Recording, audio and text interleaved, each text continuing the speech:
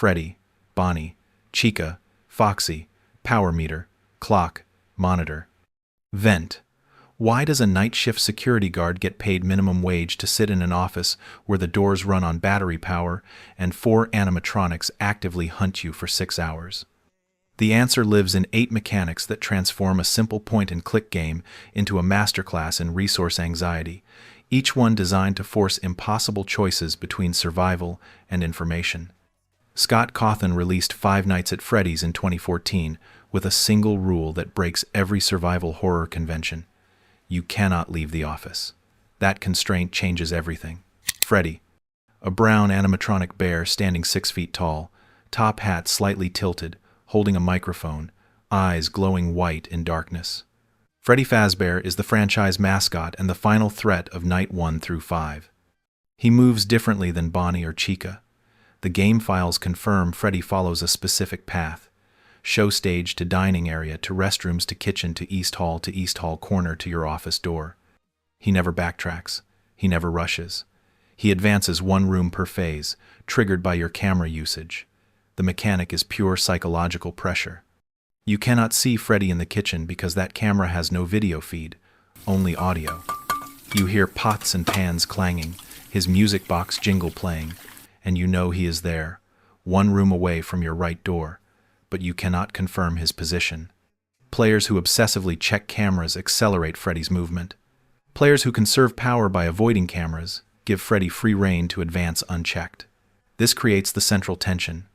Information costs power, and ignorance costs your life.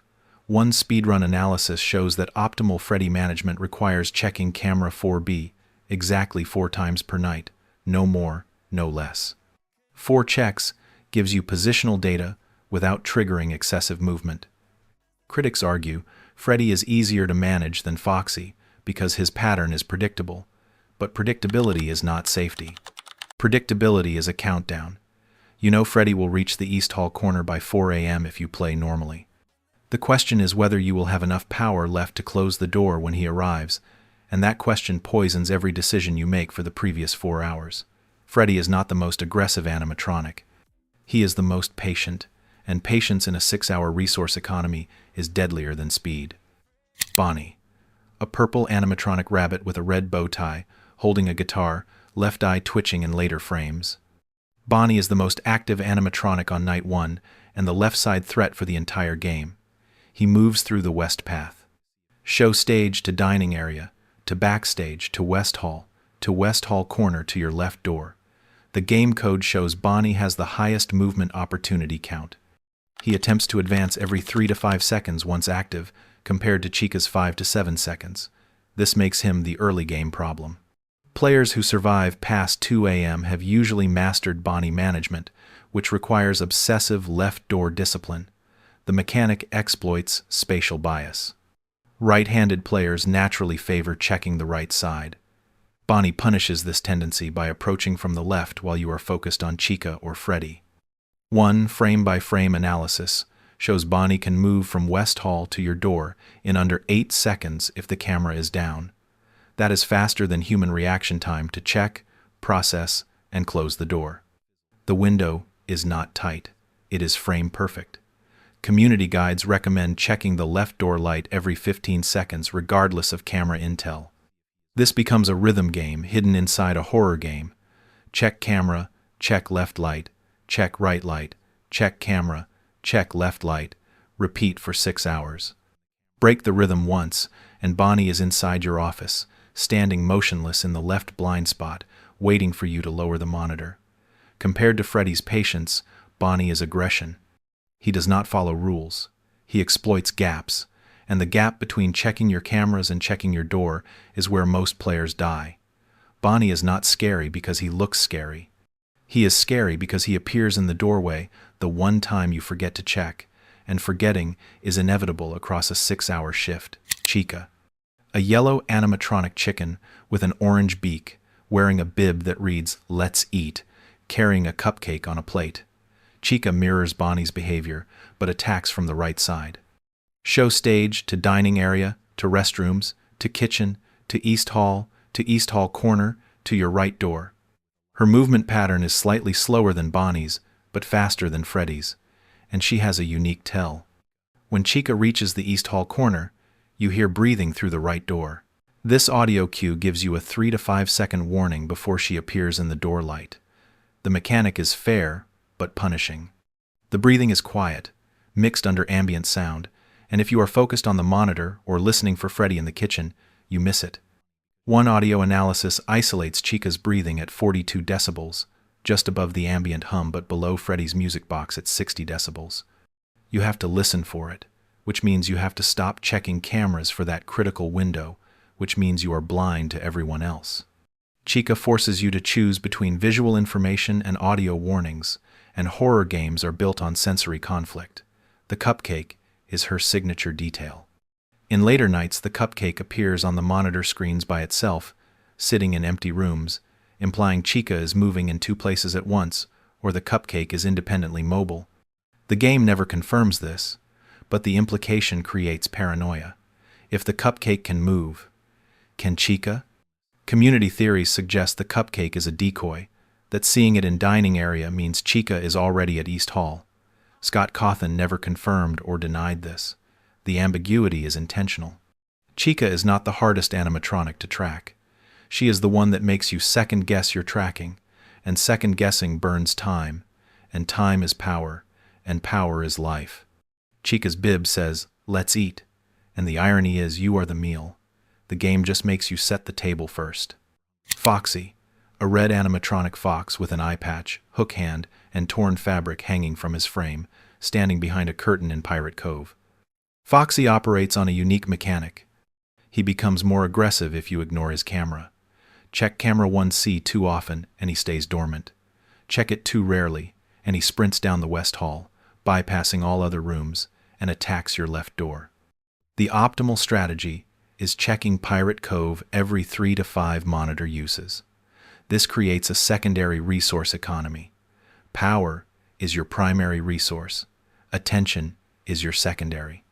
You must spend attention on Foxy to prevent spending power on the left door, but attention spent on Foxy is attention not spent on Freddy, Bonnie, or Chica. The mechanic is a perfect trap. Foxy punishes neglect, but checking him burns power through camera usage, and burning power makes the endgame impossible. Speedrunners solve this by checking Foxy exactly on schedule, treating him like a maintenance task. Casual players panic check him constantly and run out of power by 4 a.m. The community debate is whether Foxy is harder than Bonnie. The answer depends on playstyle. Reactive players struggle with Bonnie. Proactive players struggle with Foxy. The hook hand is Foxy's visual signature. When he leaves Pirate Cove, the curtain is open and he is gone. When he sprints, you hear footsteps. A rapid percussion that lasts 2 seconds, ending with him slamming the left door. If the door is closed, he retreats and drains a massive chunk of power. If the door is open, he screams and the night ends.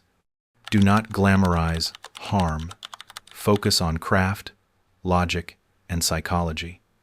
Foxy is Scott Cawthon's behavioral psychology experiment. He trains you to check cameras to survive Freddy and Bonnie, then punishes you for over-checking by sending Foxy. The fox is not a character. He is a tax on vigilance, and the tax rate increases every night until checking cameras at all feels like a mistake. Foxy does not hunt you. He punishes you for playing the game the way every other threat requires you to play it. Power meter. A vertical green bar on the left side of your screen, divided into segments, displaying remaining battery percentage. The office runs on a single backup generator that drains continuously. Every action accelerates the drain. Closing doors, using lights, checking cameras. Leaving both doors closed drains power at maximum rate. The meter does not refill. Once it hits 0, the lights go out, the doors open, and Freddy plays his music box for 20 seconds before attacking. The mechanic is resource horror perfected. You have exactly enough power to survive if you make 0 mistakes. Every mistake is alone against your 6 a.m. survival. Close a door too early and you waste power on an empty hallway. Close it too late and you die. The optimal power consumption puts you at 1 to 2% when 6 a.m. hits. Community frame counts show the night is 360 seconds from midnight to 6 a.m., scaled to real-time gameplay of approximately 9 minutes. Power drains at roughly 1% per 9 seconds with no actions. Every door closure adds 1% drain per 5 seconds.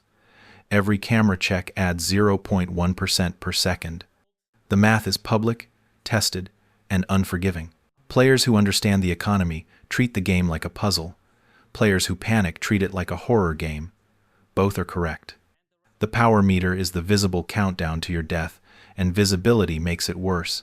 If the meter were hidden, you could hope. Seeing it drain in real time removes hope and replaces it with calculation. Can I afford to check camera 4B? Can I afford to hold the left door closed for 5 more seconds? The answer is always maybe, and maybe is not enough certainty to make the choice, but the game forces you to choose anyway. Compared to other horror resource systems like Silent Hill's ammo or Resident Evil's ink ribbons, the power meter is unique because it drains passively. You lose by doing nothing. You lose faster by doing something. The only winning move is perfect play, and perfect play across 6 hours with frame-perfect animatronic movement is statistically improbable. The power meter is not a mechanic. It is a countdown, and you are watching the numbers drop while 4 animatronics hunt you in the dark. Clock, white text in the upper right corner displaying the current hour. 12 a.m., 1 a.m., 2 a.m., 3 a.m., 4 a.m., 5 a.m., 6 a.m. Each hour lasts approximately 90 seconds in real time. The clock does not advance smoothly, it jumps at intervals, and those intervals are inconsistent by design. Players report hours that feel short and hours that feel endless. The game code confirms this is psychological, not mechanical. Every hour is 90 seconds, but stress dilates time perception. The clock is the only friendly element in the game. It is progress made visible, proof that you are closer to survival than you were 60 seconds ago. But the clock also creates time pressure. If you are at 30% power by 3 a.m., you know the math does not work. You will run out before 6 a.m. That knowledge poisons the next 3 hours. You play knowing you are already dead, just waiting for the meter to confirm it. One streamer analysis shows that player heart rate spikes highest not when animatronics attack, but when the clock advances from 5 a.m. to 6 a.m. That transition means you are in the final 90 seconds. Power is critical, and any mistake now ends a run that has already consumed 8 minutes of perfect play. The clock is hope and doom in equal measure. Reaching 6 a.m. triggers the victory chime, the monitor powers down, and you are safe. But 6 a.m. only saves you if you have power. The clock does not stop Freddy. It just tells you how much longer Freddy has to kill you. Compared to other horror games where time is abstract, FNAF makes time concrete. You know exactly how much danger you are in at any moment because the clock tells you 12 a.m. is safe, 3 a.m. is dangerous, 5 a.m. is survival or death, and the clock does not care which. It advances at 90-second intervals, indifferent to your power level, your mistakes, or the fact that Bonnie is standing in your left doorway and you just noticed. Monitor. A security panel displaying 12 camera feeds in low-resolution black and white with heavy static. The monitor is your only tool for tracking animatronics, but using it makes you vulnerable. While the monitor is up, you cannot see your doors, cannot check door lights, and cannot hear audio cues clearly. The game forces you into a blind trade-off. Information about distant threats versus awareness of immediate threats. The monitor flips up with a loud mechanical sound, blocking your view of the office. Flipping it down reveals whatever moved into position while you were blind. This creates the jump scare setup. You check cameras, see Bonnie in the West Hall, flip down the monitor, and he is standing in your doorway. The transition from safe to threat happens in the half second it takes the monitor to lower, and that half second is where FNAF generates its horror. The static is the key detail. Every camera feed is corrupted, grainy, low frame rate. You see shapes, not details. Is that Freddy in the dining area, or a shadow? Is Chica in the East Hall, or is the camera glitching? The game intentionally degrades visual clarity to make tracking harder. One camera, the kitchen camera, has no video feed at all, just audio. This is Freddy's stealth zone, and the lack of visual confirmation is maddening. You hear him but cannot prove he is there. The monitor is not a tool, it is a gamble. Every time you raise it, you are betting that the information you gain is worth the vulnerability you accept. Streamers with hundreds of hours in FNAF rarely use the monitor after 4 a.m. They rely on audio cues and door checks, only flipping up the monitor to confirm Freddy's position in the East Hall corner. The late game is played almost entirely blind, responding to sounds and timers rather than visual confirmation. The monitor promises safety through knowledge. It delivers paranoia through ambiguity, and ambiguity is the crack where animatronics slip through. Vent, a horizontal grill in the right wall of your office, near the floor, visible when the right door is open. The vent is cosmetic in FNAF 1, but becomes a gameplay element in later entries. In FNAF 1, it serves as environmental design, a reminder that the office is not sealed, that there are gaps, and gaps mean entry points. The grill is slightly bent, suggesting previous damage or tampering. This detail implies someone tried to escape through the vent, or something tried to enter through it.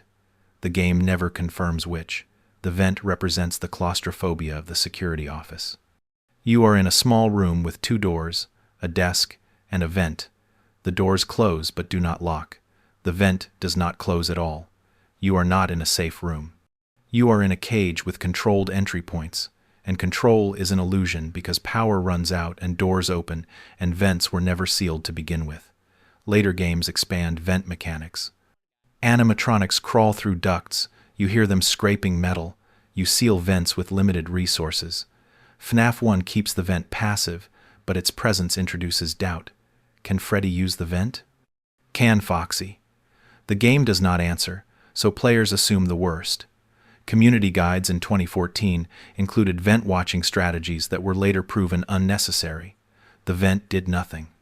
But the fear it generated was real, and that fear made players waste attention and power on a non-threat. The vent is Scott Cawthon's Chekhov's gun that never fires. It is on the wall, it is visible, it looks dangerous, and it does absolutely nothing. But you cannot know that on your first playthrough. You stare at the vent, waiting for something to crawl out, and while you stare at the vent, Bonnie walks through the door. The grill is not a threat. It is a distraction, and distraction in a resource economy is just another way to die. The 8 mechanics form a closed system, where every survival tool is also a failure point. Freddy punishes camera use, Bonnie punishes inattention, Chica punishes audio focus, Foxy punishes camera avoidance. Power punishes action. The clock punishes slowness. The monitor punishes checking. The vent punishes paranoia. Scott Cawthon built a game where the optimal strategy is to do everything perfectly for 6 hours, and perfection is impossible. And failure is a screaming animatronic face, filling your screen while a child laughs in the background. FNAF is not about surviving the night. It is about managing your mistakes until 6 a.m., and the rulebook is written in the space between what you know and what you can afford to check.